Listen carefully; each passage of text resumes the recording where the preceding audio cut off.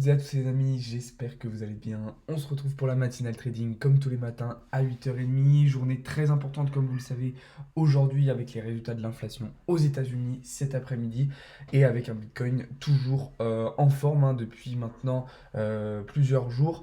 On a imprimé un 20% en l'espace de quelques jours en ravalant totalement une baisse qui avait mis plusieurs semaines à s'effectuer. On s'est donc approché au plus près des 25 000 dollars, comme vous le voyez, avec un Bitcoin à 23 357 exactement, actuellement 24 300.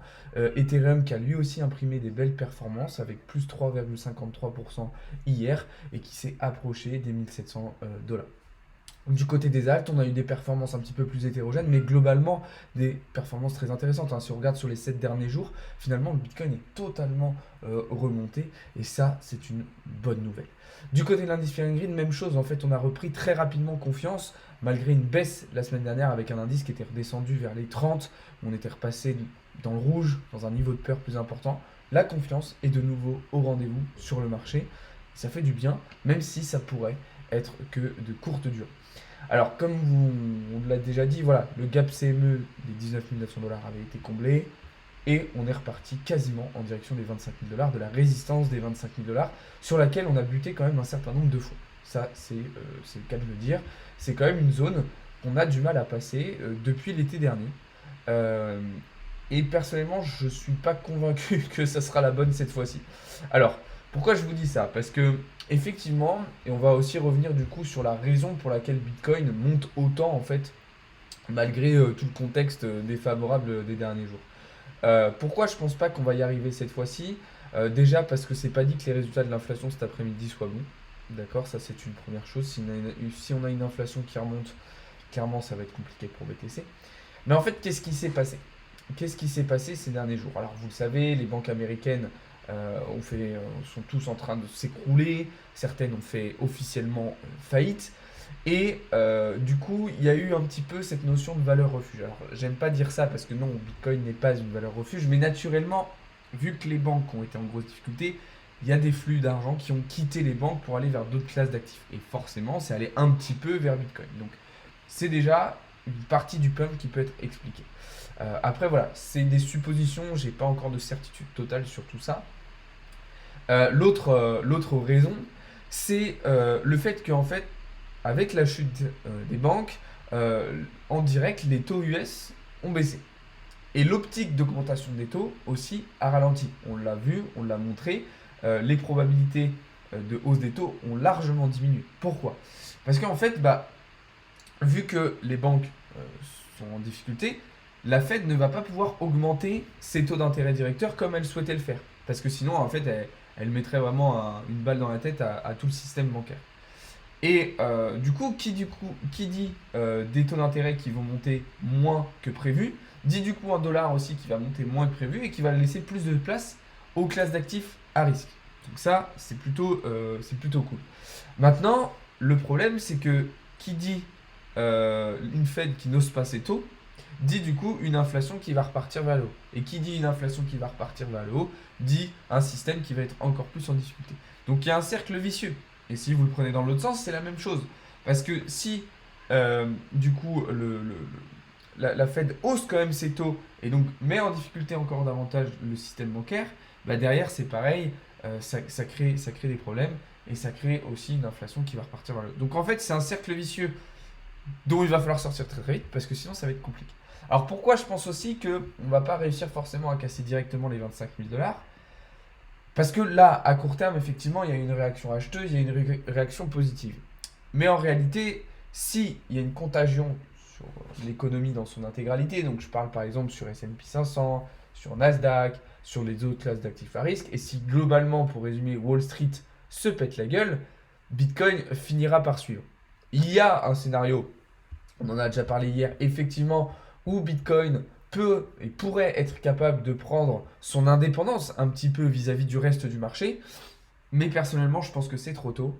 Et je ne suis pas convaincu qu'on arrive à le faire dès maintenant. Je ne dis pas que c'est impossible, mais personnellement, ce n'est pas le scénario que je privilégie. Et je pense que Bitcoin suivra vers le bas. Par contre, si Bitcoin arrive définitivement à se décorréler de ces marchés financiers traditionnels, de cette finance traditionnelle, durant cette période très compliquée, alors c'est bingo. C'est bingo parce que ça veut dire quoi? Ça veut dire adoption massive, démocratisation massive. Ça montrera aussi que le Bitcoin fonctionne, a une utilité. Et là, c'est génial. Et c'est génial. Et on va chercher un ATH bien avant ce qu'on aurait espéré. Euh, Maintenant, voilà, c'est clairement pas quelque chose qui est sûr d'arriver. Mais pourquoi pas avoir un petit peu d'espoir pour ce scénario. Alors en tout cas, bien avant ça, de toute façon, si on arrive à casser les 25 000 $, on aura un peu ce que j'ai envie d'appeler un beau feu d'artifice. C'est-à-dire que si on casse cette résistance, il y a clairement possibilité que Bitcoin explose un petit peu et aille très rapidement vers les 30 au vu de la situation défavorable globale. Mais en réalité, encore une fois, j'ai un peu de mal à y croire et je pense que au mieux, on fera une simple déviation haussière au-dessus de cette résistance avant d'aller chercher plus bas par la suite de cette manière. Si on regarde un petit peu du côté du RSI, qui est un indicateur de force, je le rappelle, on voit que on est certes venu chercher quasiment une zone de survente sur du daily, mais là qu'on se dirige très rapidement aussi vers une zone de surachat. Et si on venait faire cette déviation, eh bien on rentrerait immédiatement en zone de surachat, ce qui entraînerait probablement une nouvelle baisse par la suite. Alors, excusez-moi encore une fois, je suis encore enrhumé, etc. Hein, désolé. On va regarder aussi ce qui se passe un petit peu du côté de l'open interest, des funding rates, pour voir un petit peu les comportements intrinsèques dans Bitcoin. On va se mettre sur du daily, hein, on va rester sur de l'analyse daily pour le moment. Euh, donc on voit un open interest qui a un petit peu moins bougé, d'accord, contrairement à ce qu'on avait pu avoir avant les mouvements de la semaine dernière. Là, vous voyez, malgré la hausse, l'open interest s'est pas tellement envolé, d'accord. Si on regarde les fundings, ok, on voit qu'ils sont passés légèrement dans le rouge quand on a eu la baisse, mais enfin, ils sont même bien passés dans le rouge hein, quand on est descendu à 20 000 $, mais qu'en fait, malgré la hausse, eh ben, on n'est pas repassé tant que ça dans le vert. Donc en fait, pour le moment, l'intérêt sur le marché n'a pas forcément été secoué plus que ça. Ok, c'est assez particulier. Je m'attendais pas forcément à voir ça ce matin. Je m'attendais à quand même plus de réactions. Pour ceux qui veulent savoir, Open Interest, Funding Rate, etc., je vous avais fait des vidéos pour vous expliquer. Funding Rate, par exemple, c'est le taux de commission des acteurs du marché. Euh, donc voilà. Et l'Open Interest, bah, comme son nom l'indique, c'est l'intérêt du marché, entre guillemets, pour faire très simple. Je ne vais pas rentrer dans les détails techniques ce matin, je vous avais déjà expliqué ces notions-là. Assez étonnant, assez étonnant. Alors après, il faut aussi prendre en compte la liquidité qu'il y avait effectivement à revenir chercher au-dessus de nous, à 23 et même plus haut. Je sais plus si je vous ai... Oh non, j'ai fermé un graphe important. Bon, c'est pas grave. La liquidité qu'il y avait à revenir chercher au-dessus de nous. Je vous avais dit de toute façon qu'il y aurait une bataille importante. Maintenant, effectivement, il en reste un petit peu de cette liquidité qui est juste au-dessus. C'est pour ça que je pensais à une légère déviation et une réintégration rapide pour casser. Donc ça, voilà un peu mon scénario sur du daily. Maintenant, c'est très très compliqué d'identifier des scénarios. Comme je vous disais, l'analyse technique est très importante. Mais dans des périodes comme celle-ci, malheureusement, les big news vont avoir un impact tellement important que des fois l'analyse technique est un petit peu moins pertinente, un petit peu moins cohérente. Alors surtout que en plus de ça, au-delà des big news, comme je vous le disais, aujourd'hui ça va être une journée très importante d'un point de vue macroéconomique, puisqu'on va avoir à 13h30 les résultats d'inflation aux États-Unis, donc inflation IPC Core. Donc on table sur un consensus à 6% contre 6,4% précédemment, donc une inflation qui diminuerait. C'est pas du tout fait, d'accord. C'est un consensus, c'est des prédictions, mais c'est pas dit du tout. Donc si on fait 6 ou moins de 6, c'est très bon signe. C'est très très très très bon signe. Mais bon, en réalité, il y a peu de chances qu'on fasse en dessous de 6. Il y a plutôt, je pense que dans la réalité, on fera plutôt un résultat entre 6 et 6,4 justement. Ce qui sera déjà pas trop trop mal. Par contre, si on fait 6,4 ou plus, là c'est la merde. Là c'est la merde et on risque de se prendre une bonne claque, si vous voyez ce que je veux dire. Donc voilà. Après, tout au long de la journée, les résultats d'après seront un peu moins importants, sauf à 21h30. Oui, à 22h20, pardon, on aura un discours de Bowman, un membre du FOMC. Ça pourrait être intéressant de checker ça. Donc voilà, je précise que pour les résultats de l'inflation cet après-midi, je serai en live avec vous pour qu'on suive ça tous ensemble. D'ailleurs, je vais vous montrer un petit peu le planning des lives, parce qu'aujourd'hui, il va y en avoir pas mal. Excusez-moi, je suis encore malade, comme vous le voyez. Hop, alors, merde, c'est pas ce que je voulais faire. Voilà. Alors, planning des lives. Donc là, on est mardi, donc là, on est dans la matinale trading. Juste après moi, il y aura Théo qui va enchaîner sur un live pour parler des news parce qu'il y a plein d'actualités très intéressantes. Donc, comme je vous le disais, à 13h30, d'ailleurs, il faut que je le décale, on va mettre à 1h15, voilà, le live trading pour suivre les annonces de l'inflation. Ce soir, vous aurez un autre live avec Théo sur les wallets et vous aurez une initiation au farming avec Nicolas Dom que vous avez déjà vu avec moi. Donc pour suivre tout ça, ça sera sur les réseaux de Blockchain Capital. Je vous rappelle, Blockchain Capital, c'est le nouveau projet qu'on a lancé cette semaine avec toute une équipe d'experts crypto, enfin la semaine dernière du coup maintenant. Donc je vous laisse aller voir tout ça. Bah, par exemple, vous voyez, là en ce moment même, je suis en live sur la chaîne Twitch de Blockchain Capital. D'accord. Donc pour ceux qui veulent aller sur Twitch directement, bah, n'hésitez pas à aller voir ça.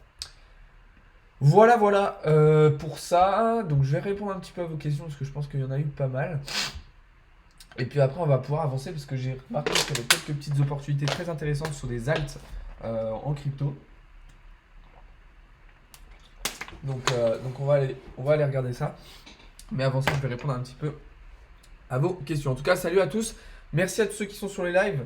Comme d'habitude, n'hésitez pas à vous abonner, à poser vos questions, à rejoindre les différents Discord, etc. Wow, il y a trop de messages, il y a trop de questions. Salut tout le monde. Du coup, tu conseilles de placer où? Je conseille rien du tout. Je conseille d'être prudent surtout. Ça coûte pas trop cher les bots, j'espère qu'ils sont un peu claqués là. Quel bot? Wow, vous êtes des monstres. Yes, merci beaucoup à tous ceux qui s'abonnent, ça fait grave plaisir. Donc voilà, n'hésitez pas à poser vos questions. Si vous en avez, les gars, n'hésitez pas à poser vos questions, à rejoindre les réseaux de Blockchain Capital. Vous pouvez aller aussi sur les miens, bien évidemment. D'ailleurs, hier soir, sur les réseaux, sur la chaîne YouTube et en live de Blockchain Capital, on vous a présenté notre bot de trading. Bot de trading et d'analyse, en fait, qui va être disponible très prochainement. Alors là, c'est ma chaîne à moi. Et là, vous avez celle de Blockchain Capital. Donc voilà, on vous a présenté en intégralité le fonctionnement de notre boîte de trading et d'analyse technique en direct. Donc c'est un outil de malade qu'on va vous mettre à disposition. Donc n'hésitez pas à aller voir ça. On vous fera une partie 2 en vous montrant tous les résultats, les avantages et comment vous pouvez utiliser le bot, enfin comment l'utiliser. Vous avez déjà une partie de toute façon sur le Discord de Blockchain Capital où on vous explique le fonctionnement et comment l'utiliser. Il y aura une partie aussi sur le site pour vous montrer tout ça. Merci Tahabdou pour ton message. Donc voilà, n'hésitez pas à aller voir ça. C'est très intéressant et j'étais avec Nico pour vous expliquer tout ça en détail. C'est quoi le site avec les carrés pour voir les marchés? Celui que tu vois à l'écran là, c'est Coin360. Ça. Tu utilises quel site pour voir les open interest? Coin Analyse. Coin Analyse qui est très bien pour voir tout ce qui est open interest, funding rate, CVD spot, toutes ces choses là. Merci mec, tu gères. Merci à toi. Donc voilà un petit peu le programme, si vous voyez ce que je veux dire. Hop. Alors, comme je vous le disais, on va regarder un petit peu le marché d'un peu plus près, parce que comme je vous le disais, il y a des opportunités que je trouve plutôt intéressantes. Alors, je vous avais parlé d'Ethereum.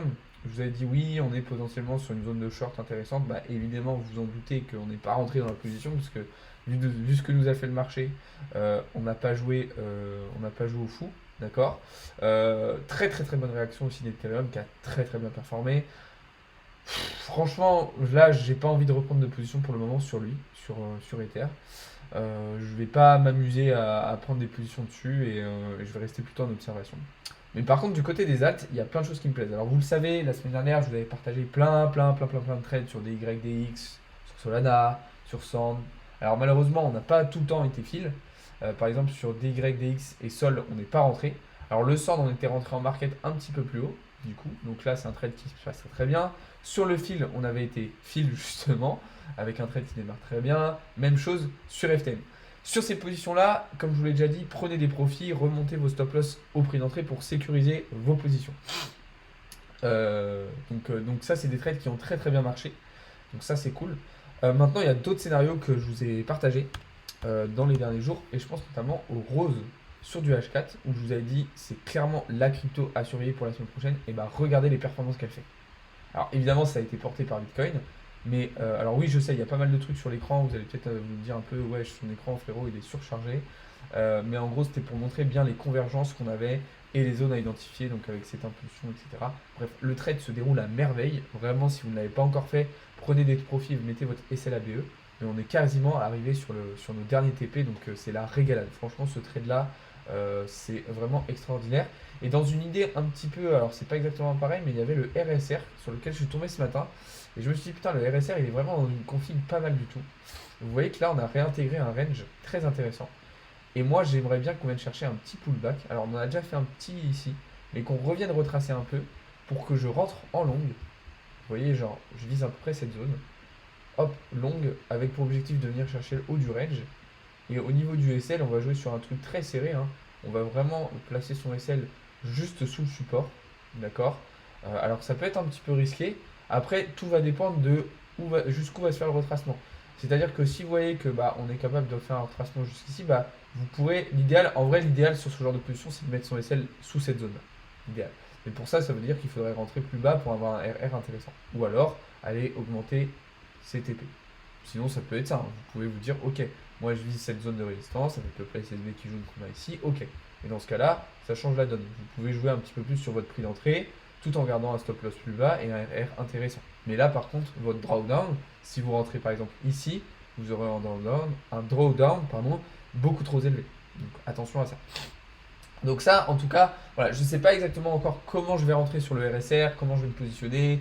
C'est pour ça que je ne vous ai pas envoyé de trade encore ce matin dans les Discord précis, parce que je ne sais pas encore exactement quel prix d'entrée je vais mettre, comment je vais jouer ce trade-là. Mais je sais que je vais probablement me positionner parce qu'il y a un setup qui me plaît bien. Maintenant, encore une fois, attention aussi à ce que va faire Bitcoin. Attention à comment va réagir le marché cet après-midi. Si on a une cassure par exemple du support, bah derrière, il faudra aller chercher plutôt du short pour revenir chercher cette zone-là. Vous voyez. Donc, il y a un commentaire que j'ai eu sous une de mes vidéos là, il y a quoi, il y a quelques jours, une personne qui disait ouais, t'es une girouette, le mec fait que de s'adapter. Le mec a cru qu'il allait m'attaquer avec ça, mais en fait, c'est le meilleur compliment. C'est le meilleur compliment. L'adaptation, la capacité d'adaptation en trading et même plus globalement en investissement, c'est l'une des qualités principales à avoir. C'est-à-dire que c'est hyper important de toujours se remettre en question, de toujours s'adapter, d'être humble, de toujours se mettre en rétrospection, de prendre du recul sur les positions que vous avez prises, sur les choix que vous avez faits. Parce qu'en fait, si vous restez borné et que vous n'êtes pas capable de vous adapter, bah c'est là que vous allez perdre. En fait, si voilà, vous avez un scénario, par exemple, moi c'était le cas à un moment, il y a quelques semaines, j'avais un scénario, je disais Bitcoin va retourner à 25 000 dollars.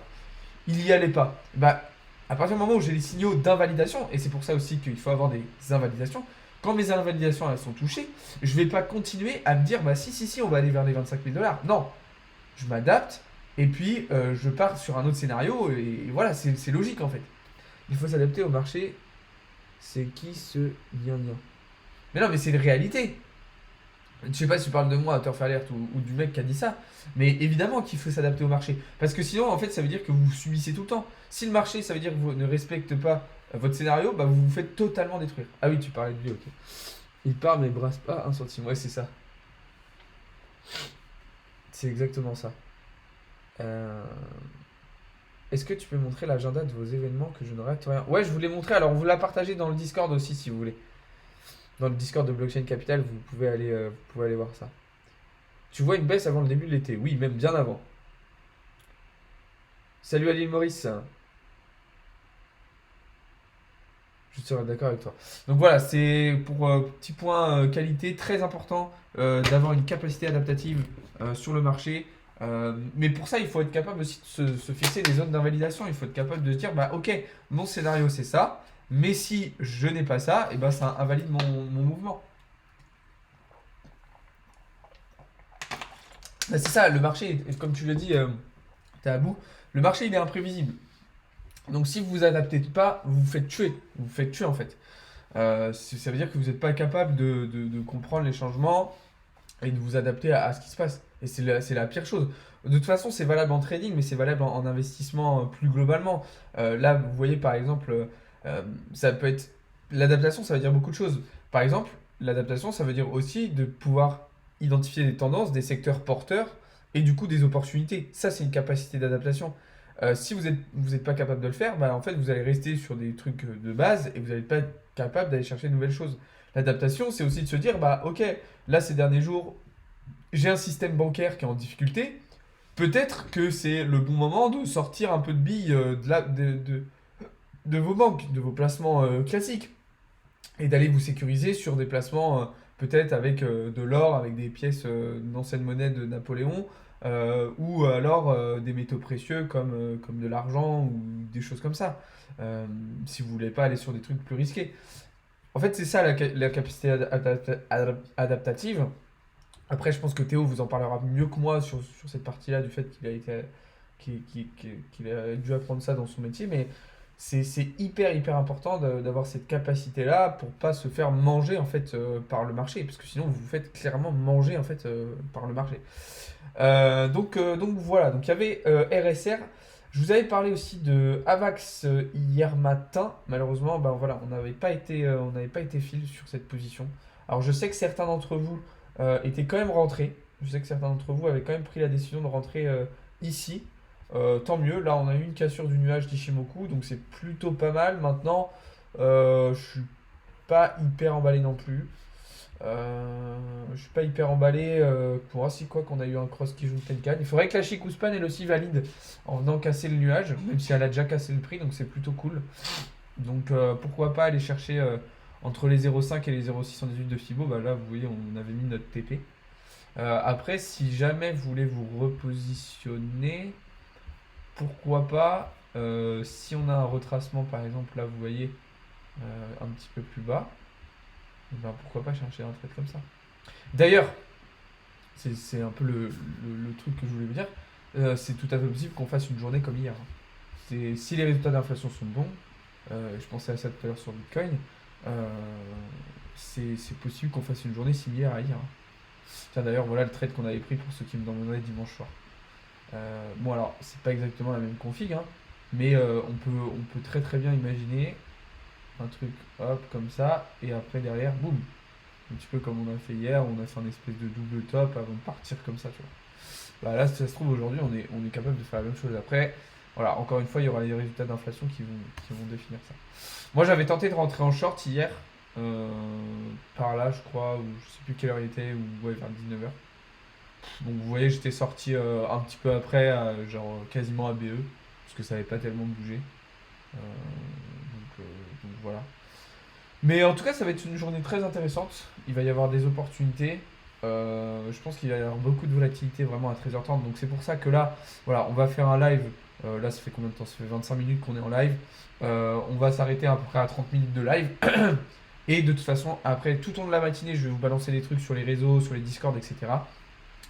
Et cet après-midi à 13h30, on refera un live pour décrypter tout ça en direct. Je pense que cet après-midi, on fera un live, genre à la fois où on suit les résultats d'inflation, et puis après, on prendra des positions ensemble. Voilà, je mettrai une petite somme sur un compte, tu sais, comme des fois je fais, genre je vous mets par exemple 500 $ sur un trade, sur un compte, et puis on essaye de prendre des positions avec ça et de faire un truc. Donc si vous êtes chaud, si vous êtes motivé, cet après-midi, on pourra se faire un petit truc comme ça pour ceux qui veulent. Donc voilà, un petit peu le programme de la journée. Puis comme je vous disais tout à l'heure, il y aura d'autres lives avec Théo. Bah, d'ailleurs, Théo qui sera en live juste après moi là, pour parler des actualités. Il sera en live aussi ce soir. Vous aurez aussi une initiation pardon, au farming aussi en fin de journée. Donc vous allez avoir une journée bien remplie. De toute façon, habituez-vous à ça, hein, parce que maintenant, toutes les semaines, vous allez avoir des journées bien remplies avec nous. Donc n'hésitez pas à aller voir ça. Donc voilà. Ouais, le challenge profil, alors on l'a déjà passé hein, avec Sandro. On a déjà validé des phases, deux phases FTMO, de challenge FTMO. Donc ça c'est fait. Et là on va débloquer un compte funding avec 100 000 $ pour vous montrer ce qui est possible de faire avec ça. Et puis nous aussi pour trader avec. Bien joué Yann, ouais je me rappelle que tu m'avais parlé de ça, j'avais regardé, effectivement ça me paraissait super intéressant, et bah félicitations à toi. EURUSD va faire quoi? Bah tout va dépendre des résultats d'inflation cet après-midi et du comportement du dollar.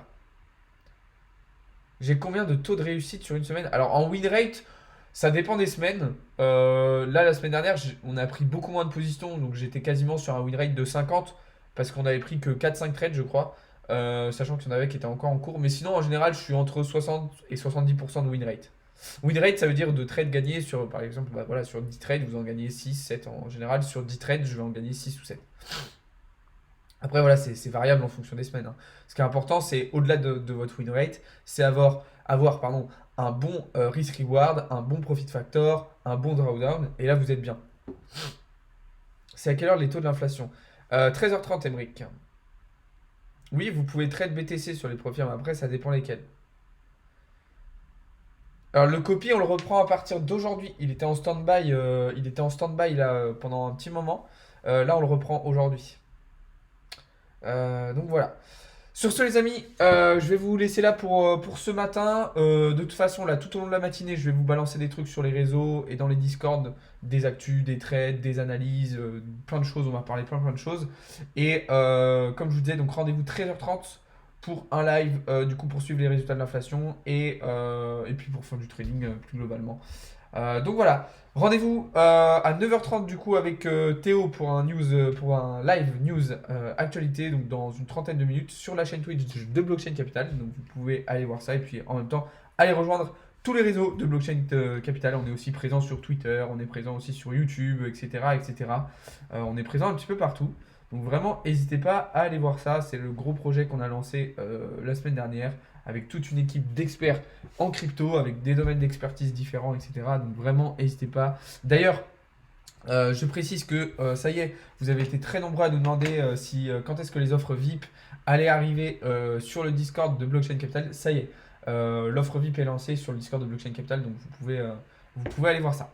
Sur ce, les amis, bonne matinée. Merci beaucoup à tous ceux qui étaient présents. Pour ceux qui n'ont pas pu voir la rediff, enfin le live en entier, je vais vous mettre la rediff justement sur la chaîne YouTube de Blockchain Capital. Comme ça, vous pourrez aller voir ça. Et puis, je vous dis rendez-vous juste après sur les différents réseaux sociaux et rendez-vous à 13h30 pour un autre live. Ciao les amis, à tout à l'heure.